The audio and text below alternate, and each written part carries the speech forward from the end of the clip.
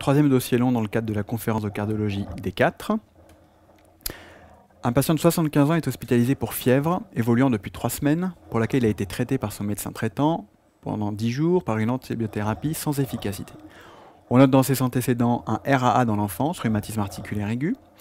À l'examen, il est asthénique, fébrile à 38,6. L'examen met en évidence des taches pourpres ne s'effaçant pas à la vitropression au niveau des extrémités inférieures et une splénomégalie. L'auscultation retrouve un souffle diastolique le long du bord gauche de sternum, non connu. Première question, quel est le premier diagnostic à évoquer? Donc là, évidemment, on va évoquer une endocardite. Donc pour le diagnostic d'endocardite, toujours préciser si elle est aiguë ou subaiguë. Quelle est la valve atteinte? Est-ce que c'est une valve native ou une prothèse? Est-ce que cette valve est normale ou est-ce qu'elle est anormale, par exemple rhumatismale? Est-ce qu'il y a des complications emboliques, anévrismales ou autres, insuffisance rénale? Est-ce qu'il y a une porte d'entrée suspectée? Et si oui, quel est le germe a priori en cause? Donc chez ce patient, on suspecte une endocardite infectieuse ou bactérienne, subaiguë ou d'Osler, c'est pareil, puisque le tableau est un tableau un peu chronique, c'est pas du tout une forme aiguë d'emblée en insuffisance cardiaque. Sur la valve native, a priori rhumatismale, les antécédents de rhumatisme articulaire dans l'enfance, les complications d'insuffisance aortique et de purpura. Deuxième question, quel sera votre bilan bactériologique initial? Donc pour faire le diagnostic positif d'endocardite, il faut réaliser en premier des hémocultures. Dans l'endocardite, surtout subaiguë, il y a une bactériémie permanente. Donc quel que soit le moment où on réalise les hémocultures, elle devrait normalement pousser au germe de l'endocardite. Donc il faut 3 paires d'hémocultures, initialement aéro et anaérobie, en précisant au laboratoire que c'est une recherche d'endocardite. Ces 3 paires d'hémocultures doivent être réalisées dans les 24 premières heures, séparées au minimum de 1 heure. Elles vont permettre, dès leur réalisation, de débuter une antibiothérapie probabiliste, active sur les germes suspectés et qui sera secondairement adaptée à l'antibiogramme. Il faut également répéter les hémocultures pour surveiller l'efficacité du traitement et plus particulièrement au pic thermique, au pic tensionnel et au frisson. On réalise systématiquement un ECBU et ainsi qu'un prélèvement de toute porte d'entrée suspectée. Quels examens complémentaires non bactériologiques de confirmation allez-vous demander et pourquoi? Alors dans l'endocardite, les examens de confirmation, il n'y en a que 2. C'est les critères majeurs de la Duke, c'est le critère bactériologique qu'on vient de voir et le critère échographique qu'on va voir à présent. Donc pour confirmer, il faut d'abord un électrocardiogramme pour rechercher des arythmies cardiaques, des signes d'infarctus en cas d'embolie coronaire ou autre, mais a priori l'électro va être normal. Il faut surtout pour la confirmation demander les échographies. Dans l'endocardite, il faut prescrire une écho transthoracique systématique et une échographie transœsophagienne systématique, sauf en cas de contre-indication majeure. On va rechercher des éléments mobiles, des végétations, a priori appendues sur les valves. Il faut en préciser le nombre, l'importance et surtout la taille et la mobilité. On va rechercher des abcès, ce qui peut se faire qu'en ETO, donc un abcès autour de l'anneau aortique, c'est pour les endocardites aortiques. On va rechercher une fuite valvulaire, une mutilation valvulaire et quantifier son importance et son retentissement. Si les hémocultures poussent et si le critère échographique est présent, nous avons les 2 critères majeurs de la Duke et il s'agit obligatoirement d'une endocardite. Si on n'a qu'un seul de ces 2 critères majeurs, on va voir tout à l'heure un petit peu la suite de la démarche diagnostique. Question suivante, interpréter les images d'examen du patient.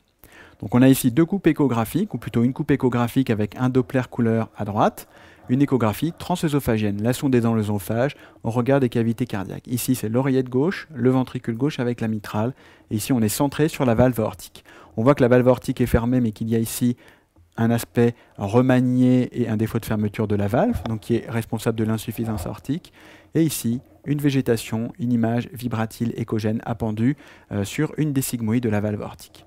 La deuxième coupe d'échographie avec Doppler couleur, la valve est fermée, il y a une régurgitation massive de sang de l'aorte dans le VG. Il s'agit d'une insuffisance aortique sévère secondaire. On reprend les mots-clés, écho-transœso, valve remaniée, végétation appendue à la sigmoïde aortique et en couleur, une fuite aortique importante. Critères suivants. Question suivante, quels sont les critères actuellement reconnus pour poser le diagnostic d'endocardite? Alors, les critères actuellement reconnus pour le diagnostic positif d'endocardite sont les critères de la Duke University. Il faut connaître obligatoirement les critères majeurs et les critères mineurs en découlent. Les critères majeurs, d'abord le critère bactériologique, au moins 2 sur les 3 paires d'hémocultures qui poussent à un germe classique d'endocardite, streptocoque, staphylocoque ou autre, on va revoir après. Et deuxième critère, le critère d'imagerie, fuite, végétation, abcès, mutilation, enfin tout ce qui vraiment peut évoquer fortement une endocardite à l'échographie cardiaque transthoracique ou transœsophagienne. Les critères mineurs, le fait d'avoir une cardiopathie à risque ou une toxicomanie intraveineuse. Donc par exemple chez ce patient, le fait qu'il ait eu du rhumatisme dans l'enfance pourrait être un critère mineur. La présence d'une fièvre, qui est le point d'appel habituel de l'endocardite et qu'on a donc quasiment toujours.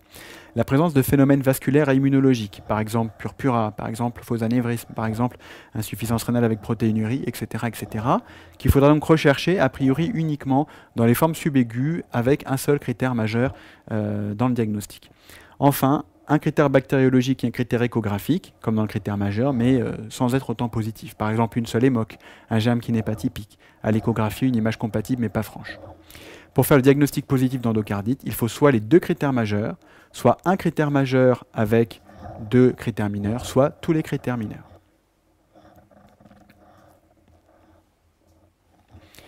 La question suivante, le bilan bactériologique initial est négatif. Par contre, le bilan de la question 4, l'échographie, est positif, avec un critère majeur. Quel est alors le diagnostic? On a le critère échographique, mais pas le critère bactériologique. Il s'agit donc d'une endocardite a priori à hémoculture négative, puisque le premier bilan bactériologique est négatif.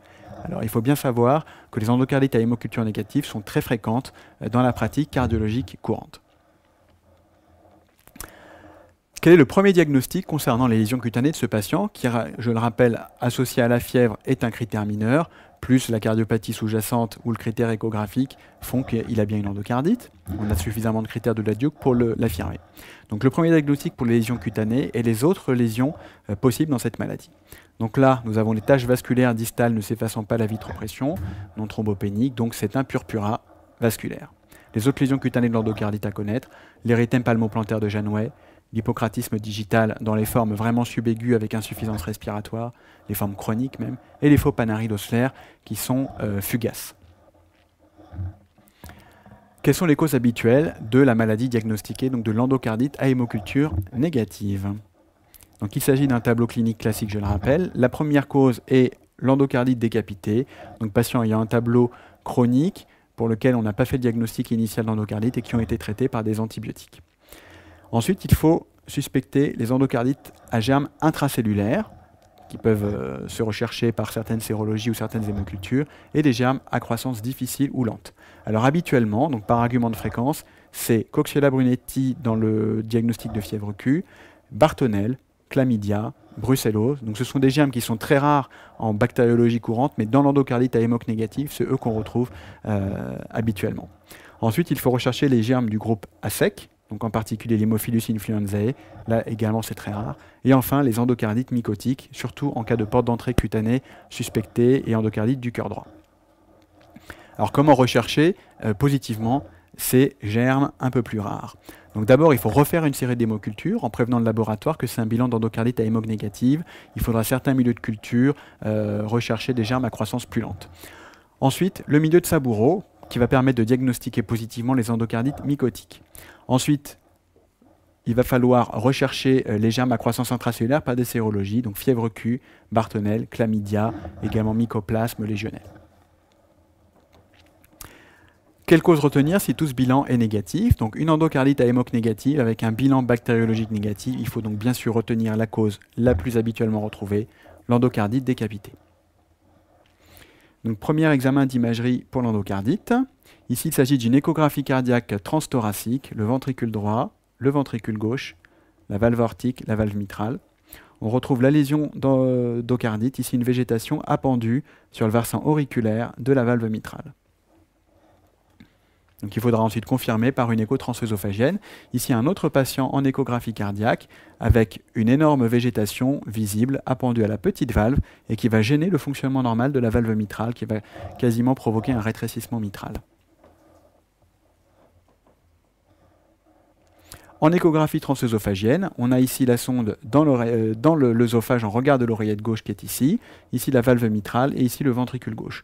On a une énorme image correspondant à une grosse végétation appendue sur la valve mitrale, toujours sur le versant auriculaire gauche. Maintenant, on va regarder les formes en position aortique. Donc là, c'était le cas du dossier. Donc on retrouve le défaut de fermeture de la valve aortique ici, avec une végétation appendue sur une des cuspes. Ici, on a une vue du dessus de la valve qui permet de voir également cette végétation-là. Ici, sur une image arrêtée, on peut retrouver la régurgitation importante, l'insuffisance aortique du patient. Ici, on va voir une autre complication des endocardites, la présence d'un abcès. Ici, on retrouve la valve aortique et l'anneau aortique. On a une image ici qui correspond à un abcès d'étargé se prolabant dans l'oreillette gauche. qu'on voit un petit peu mieux en échographie transœsophagienne. Donc la valve aortique est ici, et on a ici cet abcès d'étergé au ras de cet anneau aortique. Alors en conclusion, l'endocardite infectieuse, c'est vraiment ce qui tombe le plus souvent en cardiologie à l'internat. Donc ne pas oublier le diagnostic complet initial en donnant la porte d'entrée, le germe suspecté, la forme aiguë, chronique, la valve atteinte, est-ce qu'elle est elle-même saine, est-ce que c'est une prothèse, est-ce que c'est une valve anormale. Il faut connaître le bilan bactériologique diagnostique, les signes échographiques habituels, et puis évidemment les critères de la Duke pour le diagnostic positif. Enfin, les endocardites à émoc négative, vraiment les germes habituels ont été vus là, et a priori ce sera une endocardite décapitée si on pose la question. L'item abordé, l'item 249 pour l'insuffisance aortique et l'item 80 pour l'endocardite infectieuse.